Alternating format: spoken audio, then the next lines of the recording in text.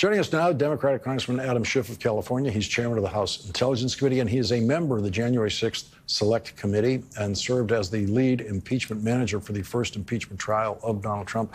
Congressman Schiff, thank you very much for joining us tonight. I want to start with something that the chairman of your January 6th committee has already revealed. He said that Virginia Thomas, in her testimony, said that she believes that the 2020 presidential election was stolen. He was very clear about that. What else can you tell us about what she said about the stealing of the 2020 presidential election?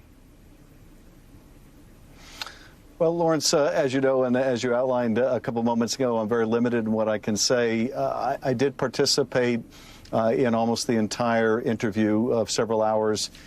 She didn't assert privilege, so at least not while I was present.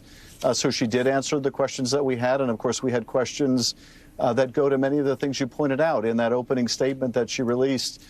She says, for example, I generally don't talk about my day-to-day activities. Well, that leaves a lot of wiggle room. Generally means there may be exceptions, and day-to-day means, well, maybe not day-to-day, but maybe in other terms, these issues may have been discussed. So we asked her about that. We asked her about these claims of fraud that the Attorney General appointed by Donald Trump rejected as BS, that his White House counsel rejected, that others rejected, that U.S. attorneys he had appointed rejected, and whether that changed her view of these claims of fraud. And, you know, at some point, I'm sure either in our hearing or at a later date when we release our report, we'll be able to share the answers to those questions. But we did have a thorough interview, and she did respond to each of the questions we asked. What about memory? Was I do not recall a frequent or occasional response? You know, I don't want to characterize, to what degree she relied on that. It was not one of those interviews where you get a total failure of recollection, and I've had those interviews before. Indeed, I remember deposing Karl Rove over the scandal of the firing of U.S. attorneys during the George W. Bush administration, and he had a massive failure of recollection. So it was not that kind of an interview. People will be able to, when we release transcripts of these interviews, evaluate to the best they can the credibility of the witnesses, and I'll leave that to their judgment. What would you say, or can you say anything about your impression of her credibility? I really want to refrain from trying to characterize that at this point, and I would rather have the public, when they have the opportunity to review the transcript, make their own determination.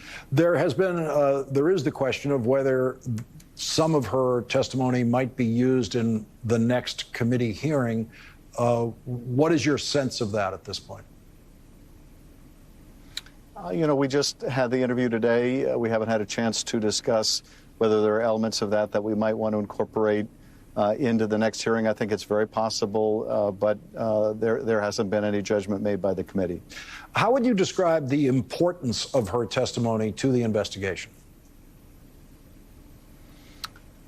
Well, I think each of these witnesses adds value in the sense that we get new insights, or we at least get the satisfaction of knowing we've run this lead to ground and satisfied ourselves that we've learned as much as we can learn from a particular witness.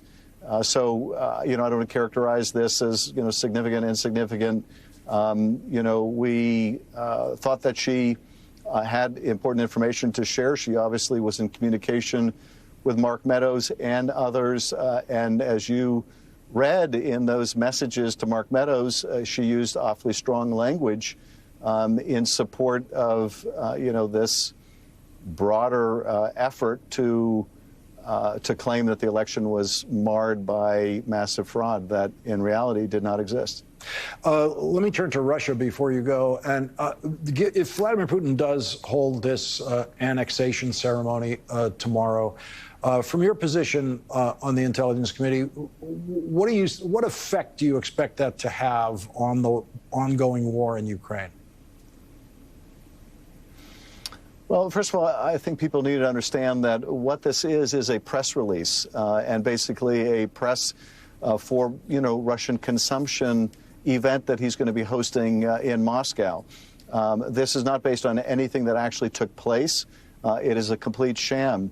And it's as if, we decided tomorrow in Washington that we were going to recognize Tuscany as part of the state of California because we like Tuscany. It would have as much validity as that.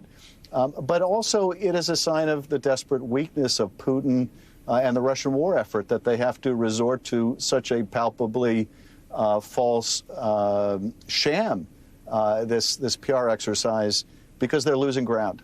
They're losing momentum. They're losing public support. They have to mobilize now. Russians are leaving the country by the hundreds of thousands. They don't want to be conscripted into this naked war of aggression. They don't want to engage in war crimes. They don't want to be around other people engaging in war crimes. That's what this is a response to, this PR stunt by Putin. So, Congressman Adam Schiff, thank you very much for starting off our discussion tonight. Really appreciate it. Thank you. Thank you. It was also